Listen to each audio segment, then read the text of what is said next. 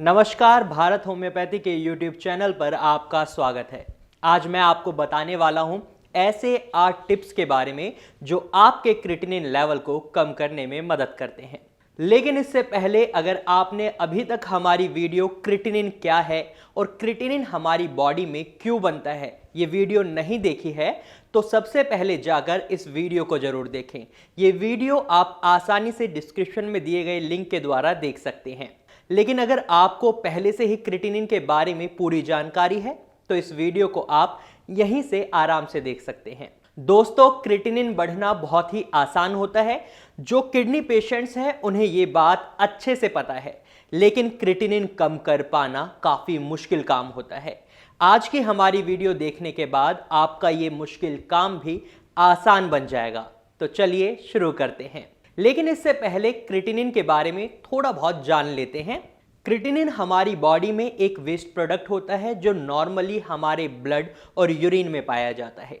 Creatinine के level बढ़ने का साफ साफ मतलब होता है आपकी किडनी में परेशानी की शुरुआत हो चुकी है, मतलब आपकी किडनी में खराबी आना शुरू हो चुका है। तो चलिए अब ठीक करते हैं आपकी किडनी की खराबी को, यानी कम करते हैं आपके क्रिएटिनिन लेवल को। इसके लिए सबसे पहले आपको क्रिएटिन क्या होता है ये जान लेना बहुत जरूरी है, और साथ ही इसके लिए सबसे पहले आपको क्रिएटिन सप्लीमेंट्स का सेवन बिल्कुल बंद करना होगा। अब आपके मन में सवाल आया होगा कि क्रिएटिन होता क्या है, तो आपको बता दूं, क्रिएटिन एक नॉर्मल कंपाउंड होता है जो आपके लीवर में बनता है। फिर इसे आपकी मसल्स तक पहुंचाया जाता है ताकि इसे एनर्जी के रूप में यूटिलाइज किया जा सके। लेकिन जो अनयूज्ड क्रिएटिन होता है, मतलब जिसे एनर्जी के रूप में कन्वर्ट नहीं किया जाता, वो क्रिएटिनिन बन जाता है, यानी कि वेस्ट प्रोडक्ट। और इस वेस्ट प्रोडक्ट को हमारी किडनी यूरिन के माध्यम से बाहर निकाल देती है। लेकिन अभी मैंने आपको बताया कि आप क्रिएटिन सप्लीमेंट्स का सेवन ना करें, तो इसका मतलब यह है कि क्रिएटिन सप्लीमेंट्स मार्केट में भी मिलते हैं।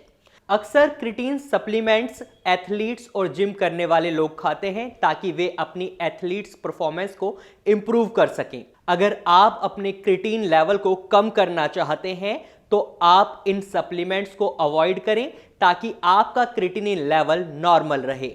इसके साथ ही आपको आपके प्रोटीन इंटेक को कम करना होगा। आपको बता दें, काफ़ी रिसर्चेज में देखा गया है और भारत होम्योपैथी में भी जो पेशेंट्स आते हैं उनमें भी देखा गया है कि लार्ज अमाउंट में प्रोटीन खाना भी क्रिएटिनिन लेवल को बढ़ाता है। खासतौर पर रेड मीट खाना आपके क्रिएटिनिन लेवल को बढ़ा देता है, क्योंकि रेड मीट में बहुत ज़्यादा अमाउंट में प्रोटीन होता है। अक्सर देखा जाता है जो लोग रेड मीट और डेयरी प्रोडक्ट्स का इंटेक बहुत ज़्यादा कर लेते हैं, एक्सेसिवली इंटेक कर लेते हैं, तो ये उनके क्रिएटिनिन लेवल को बढ़ा देता है, क्योंकि उनकी किडनी इतने क्रिएटिनिन लेवल को फिल्टर नहीं कर पाती और इस वजह से उनका क्रिएटिनिन लेवल बढ़ जाता है। इसके साथ ही ज़्यादा फाइबर खाना आपके लिए अच्छा रहेगा, क्योंकि फाइबर आपकी बॉडी में आसानी से डाइजेस्ट हो जाता है और इसे आपकी किडनी आसानी से फिल्टर कर पाती है। फाइबर के लिए आप फ्रूट्स, वेजिटेबल्स और साबुत अनाज और साथ में लेग्यूम्स यानी कि फलियां खा सकते हैं। इसके साथ ही मैं आपको बता दूं, आप अपने डॉक्टर से कंसल्ट करें, या भारत होम्योपैथी में फ्री कंसल्टेशन आपको हम प्रोवाइड कर रहे हैं, आप वहां भी कॉल कर सकते हैं। और फ्लूइड इंटेक यानी लिक्विड इंटेक की लिमिट का पता करें, क्योंकि डिहाइड्रेशन मतलब सूखापन भी क्रिएटिनिन लेवल को बढ़ा सकता है। लेकिन वहीं किडनी पेशेंट्स के लिए लिक्विड इंटेक लेना भी काफी चैलेंजिंग टास्क हो जाता है, क्योंकि आपकी किडनी खराब होना शुरू कर चुकी होती है, जिस वजह से ज्यादा लिक्विड इंटेक भी आपकी किडनी के काम को बढ़ा सकता है। इसलिए अपने डॉक्टर से जरूर पूछें कि उन्हें कितना लिक्विड लेना है, और हो सके तो लिक्विड इंटेक का बेस्ट टाइम आपके लिए क्या है यह भी जान लें, क्योंकि आपके डॉक्टर को आपकी रिपोर्ट्स और आपकी बॉडी का नेचर पता होगा। इस वजह से वो आपको बेस्ट टाइम बता सकते हैं। साथ ही आपको नमक का सेवन कम करना होगा। ज़्यादा नमक के सेवन की वजह से भी ब्लड प्रेशर हाई हो जाता है। खासकर प्रोसेस्ड फूड को अवॉइड करें, क्योंकि इनमें सोडियम और फास्फोरस के साथ पैक किया जाता है, जो रीनल इश्यूज को बनाते हैं और जनरेट करते हैं। इसके साथ ही आपका क्रिएटिनिन लेवल बढ़ जाता है। इसलिए मैं तो आपको यही एडवाइस दूंगा कि आप अनप्रोसेस्ड फूड और हल्के मसाले वाले खाने को ही अपनी डाइट में शामिल करें। इससे आपका क्रिएटिनिन लेवल नॉर्मल रहेगा। पेन किलर्स और NSAIDs को अवॉइड करें। NSAID से मतलब है non steroidal anti inflammatory drugs, मतलब कि पेन किलर्स की तरह ये दवाइयां होती हैं। पेन किलर्स बॉडी के लिए काफ़ी हार्मफुल होते हैं, ये तो आपने भी सुना होगा लेकिन कभी माना नहीं होगा, क्योंकि हम बिना डॉक्टर की सलाह के पेन किलर्स ले लेते हैं। लेकिन ये पेन किलर्स हमारी बॉडी पर कितना गंदा इफेक्ट डालते हैं इस बात का हमें अंदाजा नहीं होता। ज़्यादा पेन किलर्स खाने की वजह से भी हमारा क्रिएटिनिन लेवल बढ़ता है, इसलिए आप पेन किलर्स को अवॉइड करें।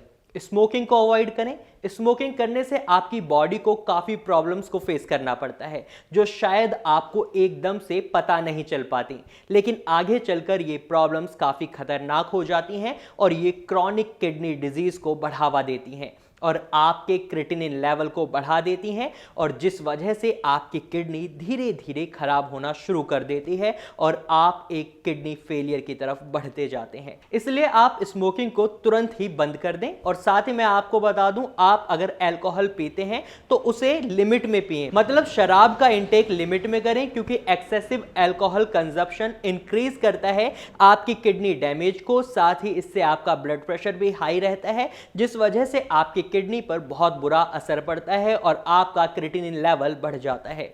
तो ये थे वो 8 टिप्स जिससे आप अपनी किडनी को हेल्दी रख सकते हैं और अपने क्रिएटिनिन लेवल को नॉर्मल ला सकते हैं। लेकिन इसके साथ साथ जरूरी है आपको सही उपचार को चुनना, क्योंकि अगर आप सही उपचार नहीं चुनते और आप बस होम रेमेडीज करते हैं या इन 8 टिप्स को फॉलो करते हैं, आपको असर दिखेगा, लेकिन उतनी तेजी से नहीं जितनी तेजी से आप उम्मीद कर रहे हैं। क्योंकि ये रेमेडीज हैं, ये कुछ उपाय हैं जो आपकी मदद कर सकते हैं, लेकिन दवाई लेना भी बहुत जरूरी होता है। अब दवाई की बात आई है तो कहां से लें दवाई?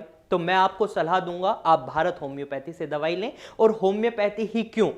होम्योपैथी ट्रीटमेंट के भी कई कारण हैं कि आप होम्योपैथी ट्रीटमेंट को चूज करें, क्योंकि होम्योपैथी ट्रीटमेंट में पेशेंट के मानसिक और शारीरिक बल दोनों पर ध्यान दिया जाता है। अगर आपका मानसिक बल ठीक होगा तो आप जल्दी रिकवर करेंगे। होम्योपैथी ट्रीटमेंट में इस बात का बहुत खास ध्यान रखा जाता है और भारत होम्योपैथी में इस बात का स्पेशल ध्यान रखा जाता है। जैसा कि आप सभी को पता है, होम्योपैथी की दवाई काफ़ी ईजिली डिसॉल्व हो जाती हैं। जब आप उन्हें खाते हैं तो वो बहुत ही ईजिली डाइजेस्ट हो जाती हैं। जो दवाई बहुत जल्दी डाइजेस्ट होती है तो वो बहुत ही जल्दी असर भी करती है। इसी तरह से भारत होम्योपैथी की दवाइयाँ भी बहुत जल्दी डिसॉल्व होती हैं और आपको बहुत जल्दी रिजल्ट्स देती हैं।